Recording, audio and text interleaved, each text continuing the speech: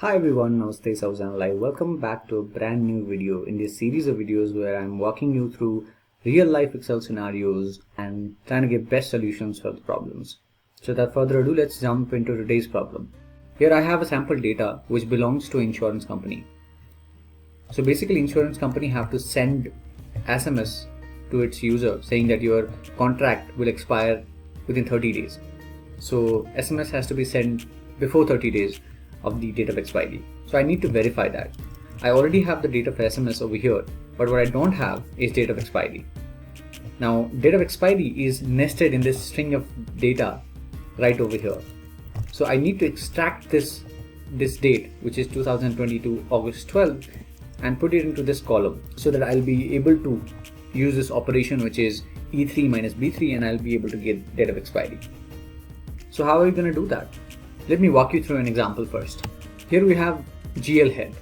So basically we have different types of data and we have GL head, GL number nested in between.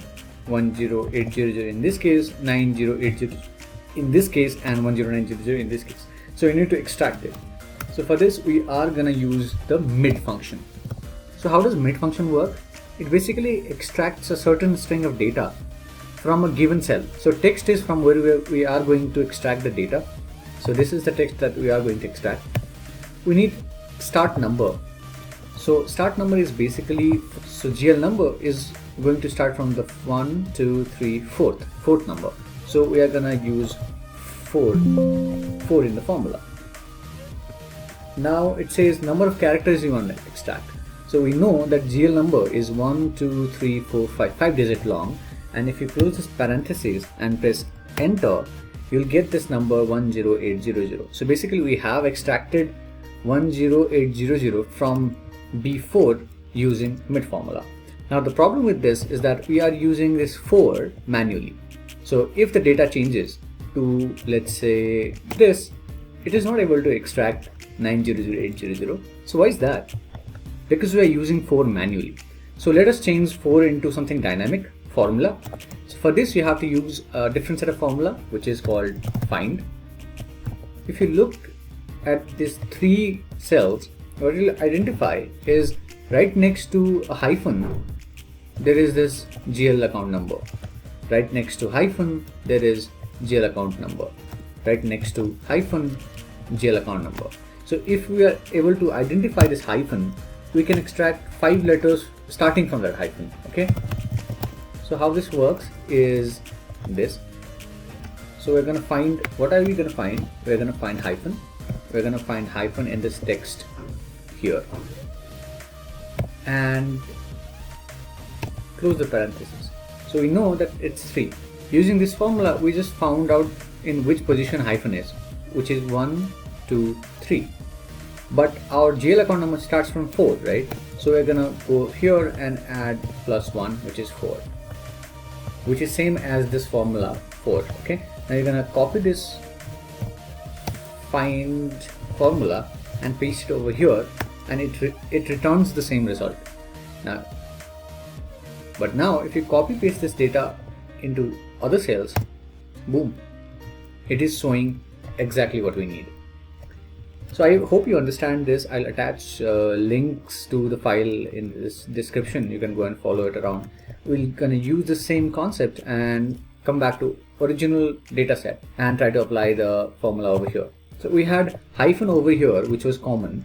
Now we're gonna see what is common over here. We have exclamation mark, which is same, but since we have to add a number, let's say which was 1 in this case, to get back to original position, this is different in all set of data. You have a vehicle number over here, so you cannot find that number. So you'll have to find something different, which is, if I see just right before this date, there is something called as will expire on, which is common in every single data. So we're going to find will expire on first, and then we're going to extract data from there. So what you're going to do is you're going to find will expire on within text, this text, which is 46. What we do know from here is that will expire on starts on 46, but that's not what we want. We want the date. So we have to add 1, 2, 3, 4, 5, 6, 7, 8, 9, 10, 11, 12, 13, 14, 15. So if we add 15 to it, we'll be able to return to date. So if you go add 15, so this is 61. Copy this formula, go to date of expiry, use mid function. We have to search in this string of text. What is the starting number? We just have to use find function to find it, and number of characters. What is the number of characters? There are 10 characters on a date. So write 10 over here, and we have our date. So copy this and paste it over here. So the date difference has been automatically calculated, which is 29, which is against the policy, which is our finding. Same we can do with policy number. You can use exclamation mark for this. So copy this formula, paste it over here. We'll find exclamation mark, and we'll need how many characters after exclamation mark till our number, which is 1, 2, 3, 4, 5, 6, 7, 8, 9, 10. So that's 10 digits. Now we need 10. Now we need number of characters in a formula, which is this right over here. You can count it manually, or you can just copy and paste it somewhere down below and use the len function to find the length of the text. So it's 16. Now we know 16 is going to be consistent for every cell, so we can just punch in the 16 here, and boom, you got the policy number. I guess not, so we have to add 11. So this is a policy number which has been extracted from here. So there you have it. You can also use text fill and text to column, but you know, in certain situation, mid function is really handy to give you the solutions. I hope you learned something. Thank you for sticking till the end of the video. This is Basil signing off for now. Hasta luego.